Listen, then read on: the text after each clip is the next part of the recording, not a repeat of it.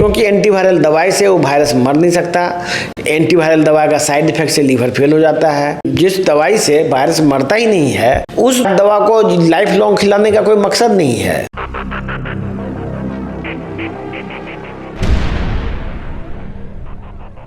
Welcome to Raghavan naturopathy. आज बात करेंगे हेपेटोबिलियरी सिस्टम के बारे में। जो आपका लीवर है, लीवर और बाइल डक्ट, ये सब में जो बीमारी होती है उसके बारे में बात करेंगे। लीवर के बारे में आजकल mainly fatty liver, gallstone और लीवर में हेपेटाइटिस, यही सब कॉमन है। ये सब कॉमन बीमारी है। लेकिन आप इंग्लिश मेडिसिन में, इन एलोपैथिक मेडिसिन, आप देखेंगे कि ये सब बीमारी का कहीं कोई इलाज नहीं है सर्जरी के अलावा।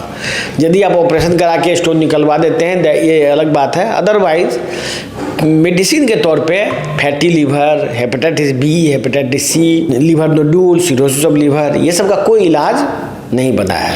हम उसी के बारे में बात करेंगे। नेचुरोपैथी में ये सब चीज का इलाज है। इसका इलाज एक्चुअली में बरसों पहले डिस्कवर हो चुका है नेचुरोपैथी में, जो नेचुरोपैथी के आपका लाइफ को परमानेंट बदल सकता है। इसका इलाज ऑलरेडी खोजा जा चुका है नेचुरोपैथी में। इसका मोटा मोटी आप ये समझिए कि इस चीज को सरकार का ये जिम्मेदारी बनता था कि नेचुरोपैथी को प्रमोट किया जाए, उसका अलग अलग कॉलेज बनाया जाए, लेकिन ऐसा सरकार ने नहीं किया। हमारा प्रयास है कि हर एक व्यक्ति, जो भी व्यक्ति को बीमारी है, वो ऑनलाइन भी इलाज करा के, अमेजोन जैसे प्लेटफॉर्म से दवाई खरीद के, हमारे एक्सपर्ट के द्वारा ऑनलाइन सर्विसेज के मार्फत से अपना इलाज वो पूरे इंडिया में करा सके। इसीलिए हमने ये प्लेटफॉर्म चालू किया है। जैसे किसी को हेपेटाइटिस बी है, तो हेपेटाइटिस बी में वो करता क्या है, वो कुछ एंटीवायरल दवाई खाता है और बार बार उसको टेस्ट करा के ये बताया जाता है कि उसके बॉडी में वायरल लोड बढ़ रहा है। इसके सिवाय वो कुछ नहीं करता उसको, क्योंकि एंटीवायरल दवाई से वो वायरस मर नहीं सकता।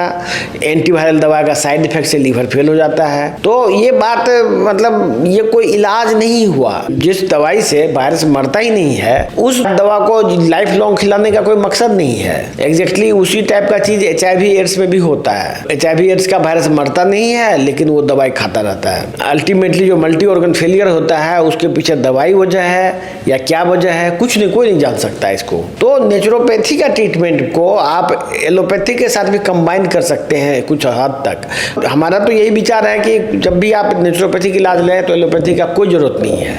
लेकिन यदि घर बैठे आप डॉक्टर से डायरेक्ट 1-to-1 कांटेक्ट नहीं करते हैं और आपको डर लगता है कि एलोपैथिक इलाज हम कैसे बंद करें, तो आप एलोपैथिक इलाज के साथ भी नेचुरोपैथी का इलाज ले सकते हैं।